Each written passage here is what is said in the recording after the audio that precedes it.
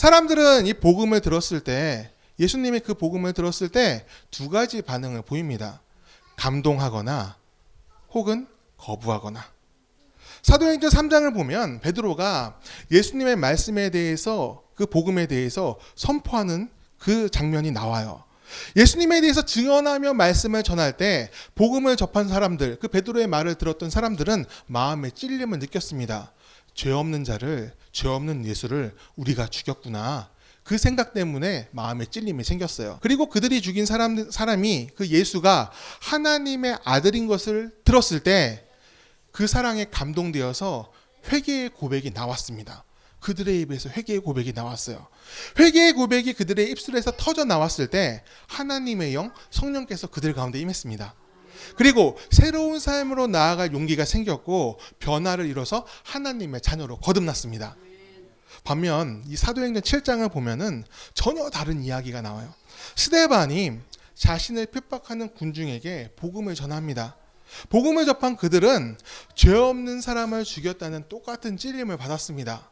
그런데 반응은 정반대로 터져 나와요. 그들은 돌을 들어서 스데반을 쳐 죽입니다. 죄를 덮기 위해서 더 큰 죄를 저지릅니다. 무서운 것은 그들이요, 그 돌로 쳐 죽인 그것을 의롭게 여겼다는 겁니다. 스데반은 죽을만 하다라고 얘기를 해요. 하나님의 뜻을, 그 복음을 거절하면서 하나님의 뜻을 이룬다고 생각했던 거예요. 오늘 우리에게 주시는 주의 말씀은 사도행전 16장 9절에서 15절의 말씀입니다. 밤에 환상이 바울에게 보이니 마게도냐 사람 하나가 서서 그에게 청하여 이르되 마게도냐로 건너와서 우리를 도우라 하거늘 바울이 그 환상을 보았을 때 우리가 곧 마게도냐로 떠나기를 힘쓰니 이는 하나님이 저 사람들에게 복음을 전하라고 우리를 부르신 줄로 인정함이러라. 우리가 드로아에서 배를 떠나 사모드라게로 직행하여 이튿날 네아폴리로 가고 거기서 빌립보에 이르니 이는 마게도냐 지방의 첫 성이요 또 로마의 식민지라. 이 성에서 수일을 유하다가 안식일에 우리가 기도할 곳이 있을까 하여 문 밖 강가에 나가 거기에 앉아서 모인 여자들에게 말하는데 두아드라시아에 있는 자색 옷감 장사로서 하나님을 섬기는 루디아라 하는 한 여자가 말을 듣고 있을 때 주께서 그 마음을 열어 바울의 말을 따르게 하신지라. 그와 그 집이 다 세례를 받고 우리에게 청하여 이르되 만일 나를 주 믿는 자로 알거든 내 집에 들어와 유하라 하고 강권하여 머물게 하니라. 아멘. 기독교 관련된 언론에서 설문조사를 해달라는 톡을 제가 받았습니다.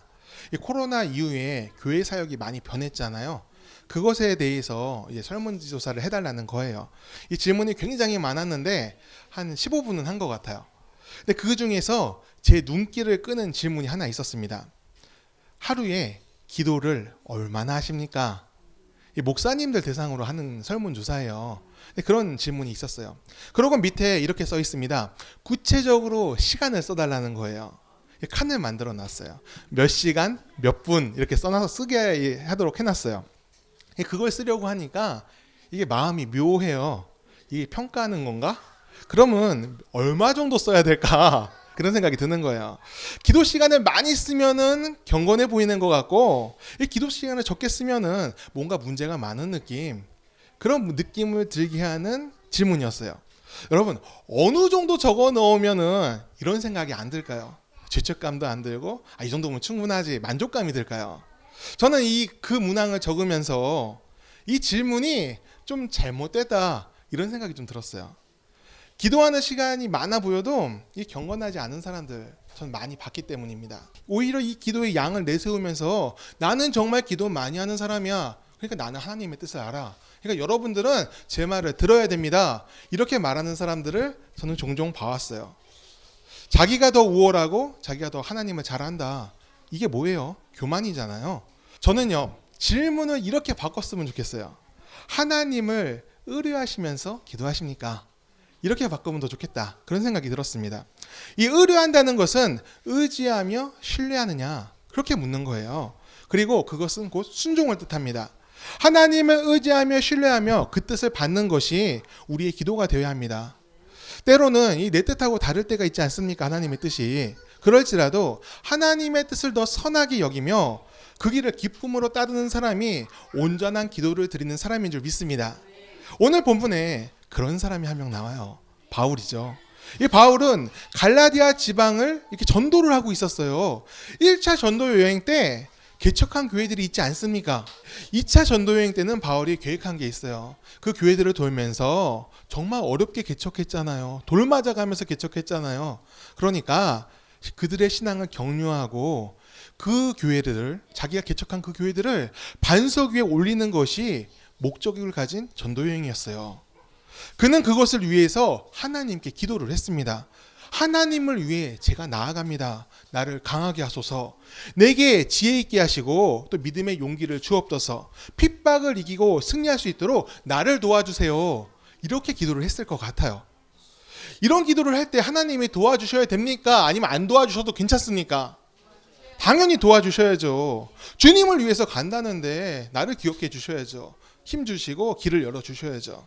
그런데요, 하나님의 뜻이요, 좀 다르게 열려요. 9절을 우리 같이 읽어볼까요? 밤에 환상이 바울에게 보이니 마게도냐 사람 하나가 서서 그에게 청하여 이르되 마게도냐로 건너와서 우리를 도우라 하거늘. 이 갈라디아에 있지 말고 그리스로 넘어가라고 얘기를 하고 계시는 거예요. 기도하면 할수록 그 뜻이 더 강하게 자신의 마음속에 밀려 들어와요. 거부할 수 없을 것 같아요. 여러분, 이때 바울의 마음이 어땠을까요? 이 사도행전을 보면은 별다른 말 없이 그냥 간 것 같아요. 그래요 주님? 내가 갈게요 하고 배 타고 넘어간 것 같습니다. 그런데요, 전 바울에게 엄청난 내적 갈등이 있었을 거라 생각이 들어요. 자신의 계획을 다 내려놔야 했기 때문이에요. 여러분, 그런 적 있지 않습니까? 나의 뜻과 주의 뜻이 다를 때 그렇게 쉽게 선택이 됩니까? 안 돼요. 포기가 잘 안 돼요. 계속 우기고 싶어요. 그래도 이건 좀 해야 되지 않아요? 주님, 좀 사정 좀 봐주시죠. 그러면서 기도가 점점 좀 길어집니다. 순종하라 하셨지만 순종에 이르기까지 고민하고 갈등하는 시간이 누구에게나 있어요. 바울에게도 그런 시간이 있었을 거예요. 자신의 계획, 그것하고 다른 하나님의 계획을 쉽게 받아들이기가 어려웠습니다. 갈라디아에 뿌린 복음의 씨앗들이 열매 맺는 것을 보고 싶었는데 하나님은 그러지 말라 하시는 것 같아요. 네가 열매까지 거둘 필요 없어. 이렇게 얘기하시는 것 같습니다. 섭섭하지 않을까요? 이끄심을 따라가는 것이 맞기는 합니다. 하지만 왜 하필 지금입니까? 좀 더 일찍 말해주시든지, 내가 계획하기 전에 말해주시든지, 아니면 나 말고 다른 사람 보낼 수 있잖아요. 주님, 저 그냥 이 일 하면 안 됩니까? 왜 하필 저예요? 그렇게 항의할 수 있을 것 같습니다. 하지만 그런 내적 갈등과 고민이 있었어도 바울은 결국 그리스도로 넘어갑니다. 왜 갔을까요? 안 받으면 벌 받을까 봐? 요나가 그랬잖아요. 니느웨 가라니까 다시스로 갔다가 뒤지게 혼나다 왔잖아요. 그런 마음 때문에 바울이 갔을까요? 아니요. 인도하시는 분이 하나님이시니까 간 거예요. 그리스는요, 바울의 연고지가 아닙니다. 거점도 없고요, 아는 사람도 없습니다. 처음부터 이 새롭게 시작을 해야 되는 거예요. 그럼에도 바울이 갈 수 있었던 것은 그곳에도 하나님이 계시기 때문이에요. 이곳에서 열매 맺게 하신 하나님, 나를 이끄신 하나님이 그곳에서도 여전히 인도하심을 믿었기 때문에 바울이 발걸음을 내딛고 그 땅으로 넘어갈 수 있었습니다. 나를 만나주신 하나님, 인도하시는 하나님, 열매 맺게 하시는 하나님을 신뢰하면서 믿음의 발걸음을 내딛고 있는 거예요. 오늘 우리의 인생의 여정도 바울처럼 믿음의 발걸음을 한 걸음 한 걸음 내딛을 수 있기를 바랍니다. 하나님께서 그곳에 계심으로 우리가 갈 수 있는 믿음이 되기를 바랍니다. 예, 여러분 지금 거의 다 아멘 하셨어요. 진짜 그렇게 되셔야 돼요. 내가 원하는 것과 달라도 그 뜻을 따르고, 내가 고생스럽더라도 그 길을 선히 여길 수 있어야 되는데 괜찮으시겠어요? 아유, 예, 눈 감고 결의에 찬 표정으로 아멘 하시고 그리고 다른 분들은 뭐 우리는 다 믿음이 너무 좋은 것 같아요. 설교하기 너무 편합니다. 두 번 얘기 안 해도 될 것 같아요. 그런데요, 많은 사람들은 우리처럼 그러지 못합니다. 아멘을 하셨지만 그렇게 못해요. 왜냐하면 사람들은요, 되게 불편함보다 편한 것을 선택합니다. 그래서 순종이 어려워요. 근래에 종교 인구에 대한 통계를 보면요, 그 숫자가 많이 줄어들고 있음을 보게 됩니다. 개신교가 제일 많이 줄고 있어요. 안타깝지만 그래요. 하지만 다른 종교도 사실 줄고 있어요. 다 마찬가지예요. 불교, 천주교 다 감소 중에 있습니다. 그런데 좀 다르게 움직이는 게 있어요. 무속에 대한 관심은 오히려 늘어나고 있어요. 여러분, 무속이 종교회 아니에요? 아니라고 생각하십니까? 무속도 종교죠. 옛날부터 있었죠. 우리나라에서 그 문화재 관리하는 데 있잖아요. 거기서는 뭐라고 그러냐면 토속 종교라고 하나요? 무속 신앙들 거기 들어갑니다. 그래서 그 굿거리 장단이라고 들어보셨습니까? 우리는 그 이거 칠 때 굿거리 장단 생각하잖아요. 이게 아니에요, 사실은. 굿할 때 하던 그 장단들입니다. 그리고 굿할 때 추는 춤들 있잖아요. 그게 다 무형문화재에 들어갑니다. 그러니까 전통신앙이라는 이름으로 무속이 존재하는 건데, 지금 여러분 신앙 아니라고 하셨잖아요. 많은 사람들이 신앙 아니라고 생각합니다. 그냥 궁금해서 그냥 뭔가 그냥 재밌는 것 정도로 생각해요. 일반적인 종교에 대한 그 관심과 또 그 종교를 갖는 인구 수는 줄어들고 있는데, 이 무속에 대한 너무나 쉽게 이 무속에 대해서 관심 갖는 사람들은 늘어나고 있다는 거예요. 귀신을 믿는다, 이런 뜻일까요? 점을 치고 운세를 믿고 부적 같은 토템들, 이런 것을 신봉하는 사람들이 늘어간다는 것을, 이런 기사들이 많이 나와 있습니다. 이삿날, 또 결혼식, 아기 출산하는 날까지 길이를 잡아야 된다고 말하는 사람들, 그런 사람들 줄어들 것 같잖아요. 지금 21세기잖아요. 그런데 오히려 늘어나고 있다는 거예요. 종교는 안 믿는데 이 신비주의는 믿어지는 것이다, 뭐 이렇게 생각하는 것일까요? 그 어느 드라마를 보니까 이 내용을 다루고 있어요. 아기 출산일을 1월 1일 0시에 맞추려고 해요. 왜 그럴까요? 무당하고 얘기를 했는데 새둥이가 진짜 출세길이 보장된다고 하는 거예요. 그 새의 그 영험한 기운을 받아가지고 그 아이가 태어나면은 이 아이는 장차 나라를 이끌 훌륭한 사람이 될 거라고 그렇게 점지를 받았다고. 그러니까 그 산모가 의사를 괴롭힙니다. 꼭 그날 낳아야 된다고. 그런데 제왕절개를 하면 안 된대요. 자연분만을 해야지 그 기운을 받을 수 있다는 거예요. 그러니까 무조건 그날 낳아야 된다고 어떻게든 낫게 해달라고 의사를 못 사게 구는 거예요. 드라마 내용이 그래요. 그런데 그게 마음대로 되나요? 아기는 언제 나와요? 자기가 나오고 싶을 때 나옵니다. 그러다 보니까 그 드라마상에서 12월 31일에 나와버려요. 그러니까 그 산모가 너무 안타까워요. 좀만 늦춰주면 안 돼요? 안 돼. 지금 나오면 안 돼. 조금만 기다렸다 나와. 막 그럽니다. 결국 나와버렸어요. 그랬더니 이 아기 엄마가 이 아기를 보고 어떻게 하냐? 사과를 해요. 아이야 미안해, 좋은 날 못 낳아줘서 미안해, 이렇게 사과를 합니다. 태어난 아기가 받아야 될 것은 뭐예요? 반가워 아기야, 잘 왔어, 사랑해, 이거 아닙니까? 내가 널 앞으로 많이 사랑하고 잘 키울 거야, 고마워, 이거잖아요. 그게 정상인데 그놈의 1월 1일 0시가 뭐길래 저주 같은 사과로 처음에 부모와의 만남을 시작하고 말았어요. 이 좋은 날에 못 나왔으니까 훌륭한 사람 못 되네, 이런 뜻입니까? 그러면 안 되는 거잖아요. 드라마에는 비약이 많아요. 과장이 많다는 것이죠. 하지만 이 드라마는 현실의 반영이기도 합니다. 없는 얘기하는 게 아니라는 거예요. 복을 바라면서 출산일을 받고 이름을 받고 사주를 받는 사람들이 늘어나니까 그게 드라마의 내용에 투사되고 있는 거예요. 여러분, 왜 늘어날까요? 이게 무슨 미신이라고 생각하잖아요. 많은 사람들이 다 그렇게 생각하고 있어요. 종교 아니라고 생각하잖아요. 내가 의지할 만한 것이 못 된다고 생각하는데 도리어 그런 것들을 심심해서 보는 사람이 있고 진짜 뭔가 기분이 안 좋아서 보는 사람이 있고 너무너무 쉽게 무속, 점치고 이런 것들에 관심을 갖는다는 거예요. 왜 그러냐? 기대고 싶기 때문에 그런 거예요. 그리고 변명도 얻고 싶어 합니다. 좋은 운명으로 태어나서 내가 잘 되는 것이고, 그렇지 못하다면은 운명 때문이라고 얘기하면서 스스로 위로하고 좋은 날을 다시 받아서 그 나쁜 운명을 덮어버리고 싶은 그런 생각이 사람들한테 있습니다. 사람의 삶은 누가 개척합니까? 스스로의 열정과 그리고 자신의 준비로 인해서 자신이 비전을 품고 열심히 살면은 좋은 날이 오는 것이죠. 자신의 노력이 중요한 것이고, 그것이 잘 안 되면 어떻게 해요? 다시 일어나서 가면 되죠. 실패 누구한테는 있습니다. 그 실패를 딛고 더 좋은 삶을 위해서 나아가면 돼요. 포기하지 않는 게 중요합니다. 하지만 운명론에 빠지면은 다 무의미한 게 돼요. 위로는 쉽게 얻습니다. 내가 못해서 그런 것이 아니야. 세상이 그런 거야. 내 운명이 그런 거야. 위로가 됩니다. 반대로 좋은 토템을 얻어가지고 몸에 지니고 나면 잘 된다고 그러면은 뭔가 점프하는 느낌을 받습니다.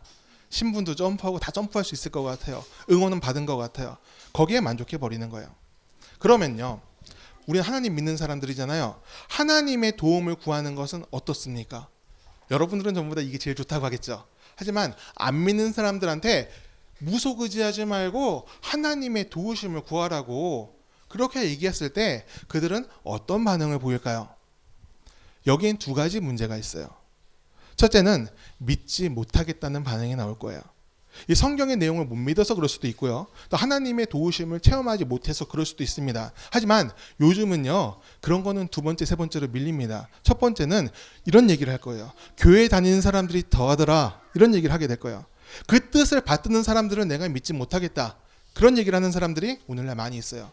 오늘날 많은 교회에는 세상의 가치 기준들이 쏟아져 들어와 있습니다. 교회를 세상처럼 처리하는 일이 너무나 많이 있어요. 오염되어 있다는 거예요. 돈의 신 만몬이 교회를 좌지우지하는 경우가 정말 많이 있어요. 세상에 지친 사람들이 교회에서도 지쳐갑니다. 경쟁에 지쳐서 교회에 왔어요.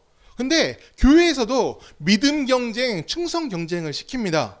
채워짐이 없고 계속 비워져 가는 일이 많이 생겨요. 잊을만 하면 터지는 목회자들의 부패와 또 사회 혼란에 부추기는 행동들이 있습니다. 이러한 것들은 교회에 대한 사회적 신뢰를 더 추락시키고 있어요. 복음을 전했을 때 그들의 반응은 그런 길도 있습니까? 그게 아니라 교회가 세상보다 더하더라. 그런 얘기가 나온다는 거예요. 교회가 세상의 신뢰를 받지 못하고 있으니 사람들이 대안을 찾는 게 무속인 거예요. 그리고 또 한 가지가 있어요. 무속이요, 더 편합니다. 하나님은 우리에게, 나에게 변화를 요구합니다. 하지만 무속은 변화 대신에 처방전을 줍니다. 액땜만 하면 너는 변할 필요가 없다고 이렇게 얘기를 합니다. 원하는 말을 해주고 원하는 길로 가라고 합니다. 편한 길, 부담 없는 길을 말하니까 무속이 더 좋습니다. 돈만 있으면 무슨 말이든 어떤 부적이든 다 받아낼 수가 있습니다. 내가 변할 필요가 없는 거예요. 하지만요, 우리가 분명히 알아야 할 것이 있습니다. 무속은요, 사람을 살리지 못합니다. 오히려 종속시키고 지배하고 괴롭게 해요. 좋은 말을 하는 것 같아도 사실 좋지가 않은 겁니다. 무당 중에서도 죽기 싫어 무당하는 사람들이 있습니다. 신내림을 받지 않으면 너 죽게 될 거야. 네 삶에 불행이 닥칠 거야. 너희 주변 사람들이 전부 다 괴로움을 당할 거야. 너 때문이야. 네가 신내림을 받지 않아서야. 이런 말 때문에 무당하는 사람들이 있어요. 이게 뭐예요? 그게 너의 운명이다. 벗어날 수 없어. 운명이 정해졌으니까 너는 그것을 깰 수 없어. 이거는요, 축복이 아니죠. 저주예요. 무속이 말하는 것은 운명이잖아요. 그 운명의 저주 안에 사람의 영혼이 갇히게 되는 겁니다. 이 말에 매이면 악의 사슬을 끊어낼 수가 없습니다. 무속은 사람을 잘되게 하는 것이 목표가 아니에요. 구원은 그곳에 없고 운명론에 사람이 매여지는 속박, 그것이 결과로 남기는 것이 무속을 숭배하는 사람들의 마지막입니다. 여기서 우리는 이 차이를 발견할 수 있어야 돼요. 하나님의 구원은 속박이 아니라 자유입니다. 그의 인도하심은 궁극적으로 우리를 살리는 데 있습니다. 은혜의 자유를 누리며 오늘을 하나님의 자녀로 살게 하며 뜻을 이루는 삶으로 우리를 인도하시는 것이 우리에게 자유를 주신 하나님의 뜻입니다. 하나님은 우리의 삶을 이렇게 묶으시는 분이 아닙니다. 주와의 동행은 이 정해진 길로 가는 것이 아니라 주님과 함께 인생의 길을 개척해 나가는 거예요. 실패도 있고요, 성공도 있어요. 그리고 우리가 생각하지 못하는 길, 나의 뜻과 다른 길로 갈 수 있습니다. 하지만 주님과 함께 함으로 우리가 그 길을 개척해서 갈 수 있는 거예요. 앞이 보이지 않아요. 깜깜해요. 하지만 주님께서 그곳에 계심으로 나의 빛이 되어주심으로 내가 용기 내어 한 걸음 나가는 것이 우리의 신앙입니다. 우리의 길은요, 항상 열려 있습니다. 모든 것이 가능하도록 하나님께서 열어놓으셨습니다. 바울에게도요, 그 문을 열어놓으셨습니다. 그리고 오라 하시는 그 순간 바울은 그 문을 열고 그리스도로 나아갔습니다. 신뢰의 은혜로 그 부르심에 응답을 한 것입니다. 사람들은 이 복음을 들었을 때, 예수님의 그 복음을 들었을 때 두 가지 반응을 보입니다. 감동하거나 혹은 거부하거나. 사도행전 3장을 보면 베드로가 예수님의 말씀에 대해서, 그 복음에 대해서 선포하는 그 장면이 나와요. 예수님에 대해서 증언하며 말씀을 전할 때 복음을 접한 사람들, 그 베드로의 말을 들었던 사람들은 마음의 찔림을 느꼈습니다. 죄 없는 자를, 죄 없는 예수를 우리가 죽였구나. 그 생각 때문에 마음의 찔림이 생겼어요. 그리고 그들이 죽인 사람이, 그 예수가 하나님의 아들인 것을 들었을 때 그 사랑에 감동되어서 회개의 고백이 나왔습니다. 그들의 입에서 회개의 고백이 나왔어요. 회개의 고백이 그들의 입술에서 터져 나왔을 때 하나님의 영, 성령께서 그들 가운데 임했습니다. 그리고 새로운 삶으로 나아갈 용기가 생겼고 변화를 이뤄서 하나님의 자녀로 거듭났습니다. 반면 이 사도행전 7장을 보면은 전혀 다른 이야기가 나와요. 스데반이 자신을 핍박하는 군중에게 복음을 전합니다. 복음을 접한 그들은 죄 없는 사람을 죽였다는 똑같은 찔림을 받았습니다. 그런데 반응은 정반대로 터져 나와요. 그들은 돌을 들어서 스데반을 쳐 죽입니다.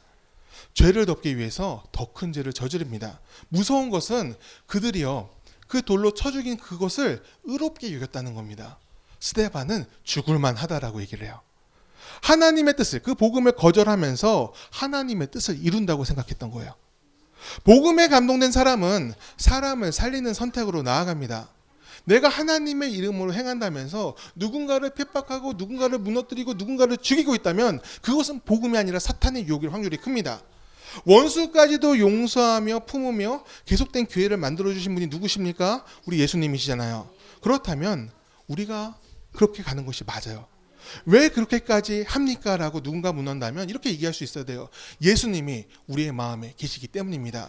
예수님이 우리의 삶을 이끄시기 때문입니다. 그렇게 고백할 수 있기를 바랍니다. 가늠한 여인 앞에서 예수님은 정죄하지 않으셨습니다.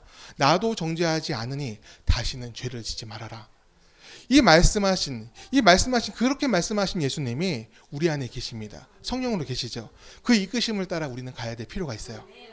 예수님은요, 그 가늠한 여인이 다시는 죄를 짓지 않을 거라 확신하셨을까요? 저는 아니라 생각해요.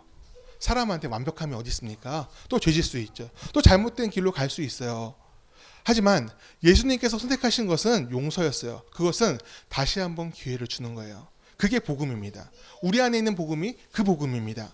그 은혜에 감동된 사람들은 하나님을 신뢰하며 은혜의 길로 걸어가게 됩니다. 나와 뜻은 달라도 하나님의 뜻이라면 믿을 수가 있는 겁니다. 하지만 복음을 거부한 사람들은 전혀 다른 길을 만들어갑니다. 자신의 뜻을 하나님의 뜻이라 생각하면서 그 길을 가요.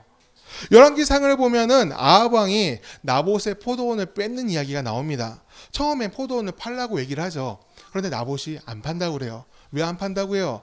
하나님이 주신 땅인데 내가 어떻게 그것을 팝니까? 나는 못 팔아요. 이렇게 얘기를 한 거예요. 나봇은 하나님을 의뢰하는 사람이었던 거예요. 왕한테 땅을 파는 것이 분명히 이익이에요. 왕한테 밉보여야 좋을 게 뭐가 있습니까? 팔려할 때 파는 게 낫지. 근데 나봇은 그 위에 계신 하나님을 바라보면서 이 땅 못 판다고 얘기한 겁니다. 이 말에 전전긍긍하던 이 아합이 어떤 결정을 합니까? 포도원을 뺏기로 결정해요. 사람의 탐욕이 참 무서워요. 안 판다면 안 사도 되잖아요. 왕이 땅이 얼마나 많아요. 근데 꼭 그걸 뺏겠다고 덤벼드는 겁니다. 근데 결국은 뺏기로 해요. 그런데 놀랄만한 것이 있어요. 뭐냐? 놀랄만한 것은 하나님의 이름으로 뺏었다는 거예요. 왕이니까 군사를 보내서 그냥 뺏으면 되잖아요. 나쁜 소리는 좀 듣겠죠? 하지만 힘이 있잖아요. 가장 편한 방법은 그겁니다. 그냥 뺏는 거예요. 하지만 아합은 거짓 증인을 내세워서 나봇이 하나님을 모욕했다라는 죄를 뒤집어 씌워요. 그래서 돌로 쳐서 죽입니다. 하나님을 잘 믿던 나봇에게 불신앙의 누명을 씌웠어요. 아합은 이 일을 즐거워합니다. 이제 내가 그 포도원을 뺏었다. 이게 내 땅이야 그러면서 그걸 즐거워하고 뭐가 잘못됐는지 모릅니다. 마치 하나님께 복을 받은 것처럼 그렇게 즐거워하다가 그는 이 일로 인해서 하나님의 심판을 받습니다. 사랑하는 성도 여러분, 복음을 받아들인다는 것이 무엇입니까? 우리가 예수를 믿으며 산다는 것은 또 무엇입니까? 그것은요, 우리가 변화하는 거예요. 우리는 그것을 거듭남이라고 얘기를 하죠. 예수를 믿기로 했는데 이 거듭남이 없다. 그것은 거짓입니다. 그 믿음은 거짓이에요. 여전히 내가 살고 있던 대로 그렇게 살고 있다면은 예수를 받아들인 것이 아닙니다. 예수님은 우리 안의 죄를 드러나게 하십니다. 그동안 내가 선하게 여겼던 그런 것들의 악함을 전부 다 깨닫게 하시고 다른 길을 보게 해주세요.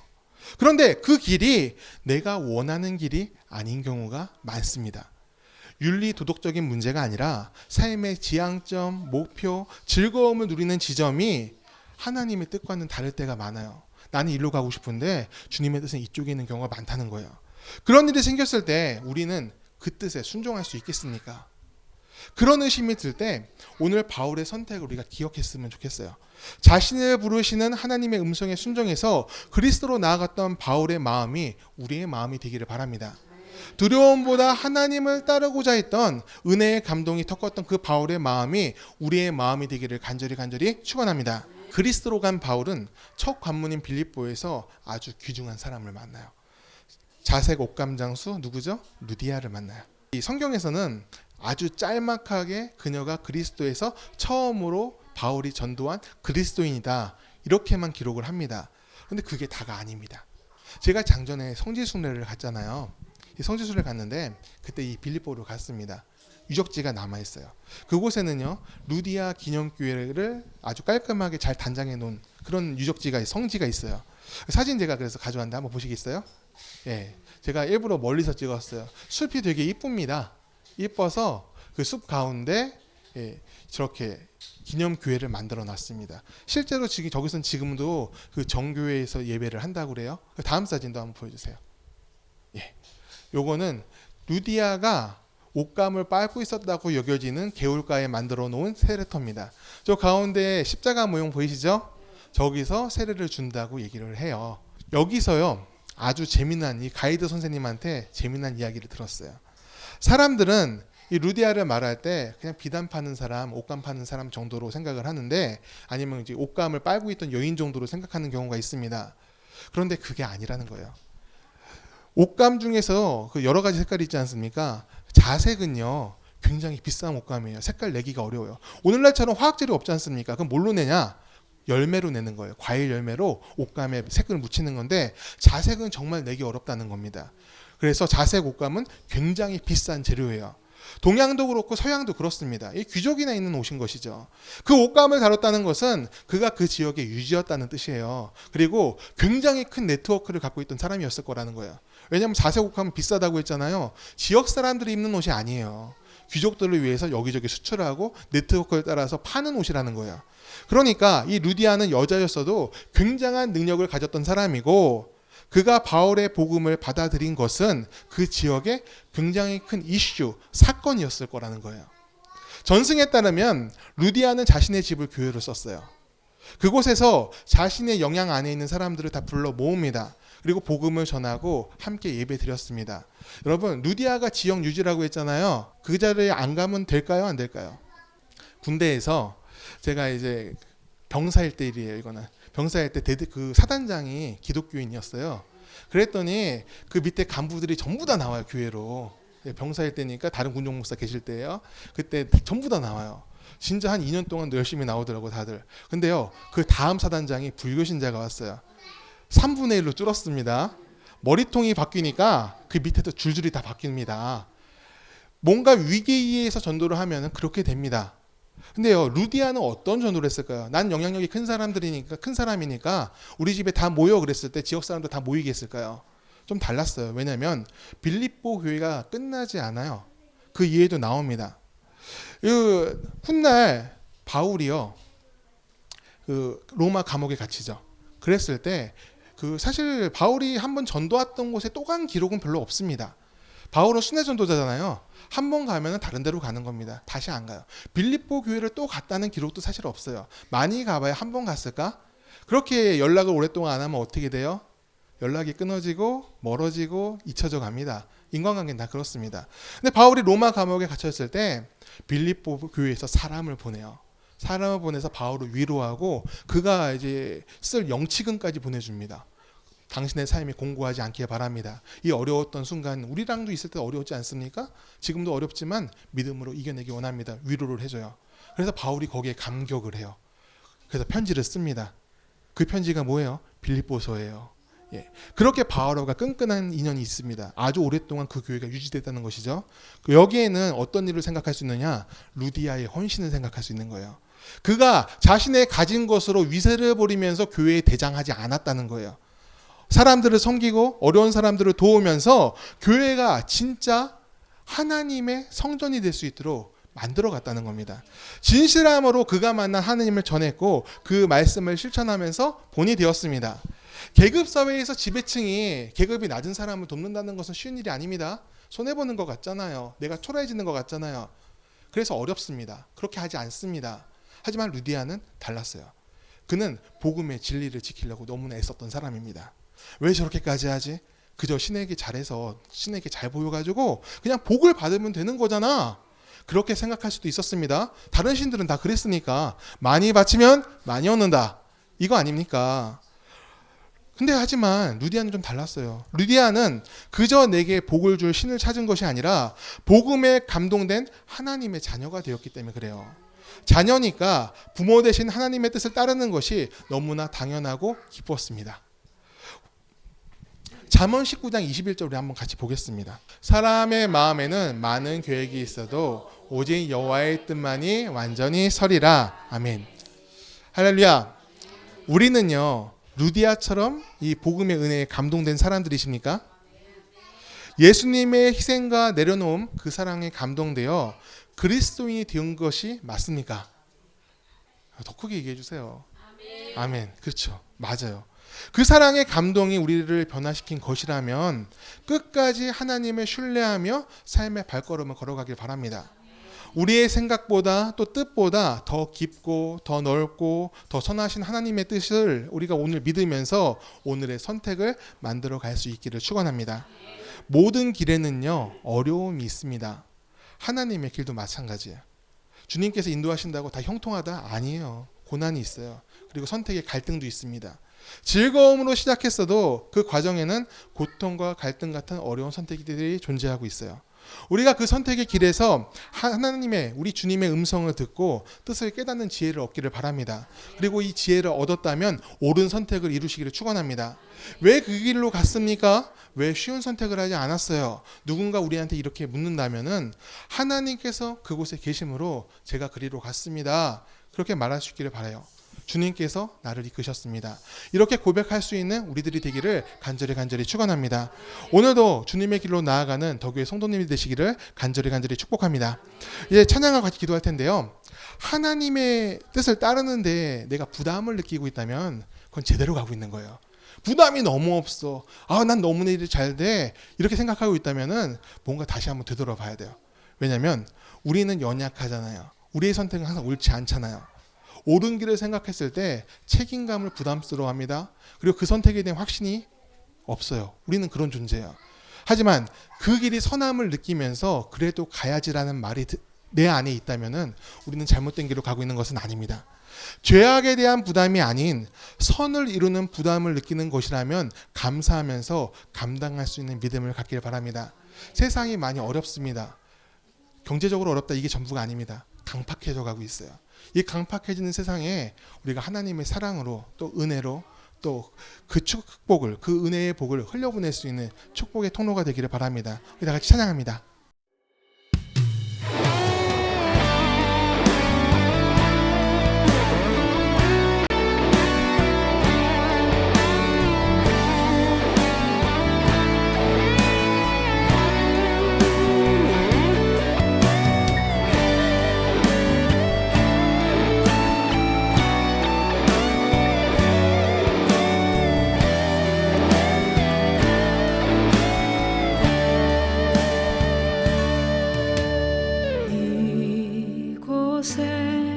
생명샘 솟아나 눈물 골짝 지나갈 때에